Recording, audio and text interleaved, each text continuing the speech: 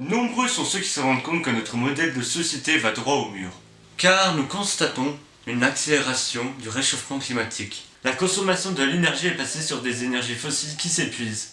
Et notre consommation de matières premières est un gaspillage. Notre mode de vie détruit l'environnement proche. Porte atteinte à la diversité biologique et aux cultures humaines. Le réchauffement climatique et les autres impacts globaux sont des catastrophes annoncées. L'écologie n'est pas une affaire de nantis. Nantis signifie riche, mais concerne en priorité les populations les plus pauvres, car elles sont les plus fragiles et elles seront les plus touchées. On l'appelle aussi réchauffement planétaire ou réchauffement global.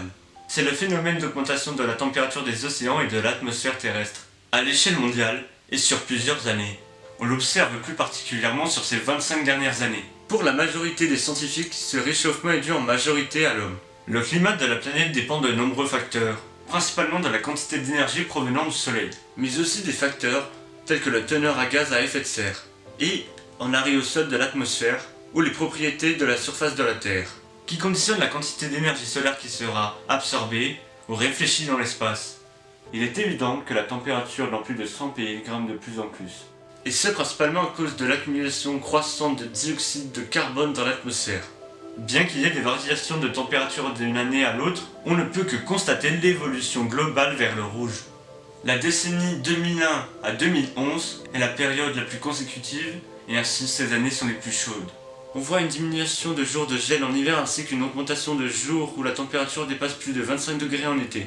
Un certain nombre de pays montraient une température supérieure à plus de 2 degrés. Cela les place bien au-dessus de la limite inscrite dans l'accord de Paris. De quoi tirer la sonnette d'alarme étant donné la vitesse à laquelle ce changement se produit. En été, il y a une augmentation des sécheresses et une baisse des précipitations. Pour les précipitations, nous pouvons constater une différence de hausse en précipitations en hiver. Au niveau mondial, en 2016, la hausse a quand même atteint 1,5 degré de plus que pendant la période pré-industrielle.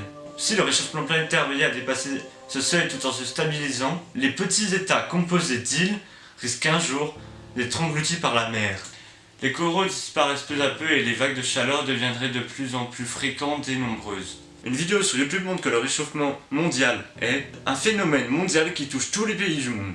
On peut voir 116 ans de réchauffement climatique en 34 secondes. Chaque pays est représenté par une barre et le schéma ressemble à un cœur qui bat. On voit à quel rythme la température a augmenté de 1900 à 2016 dans le monde.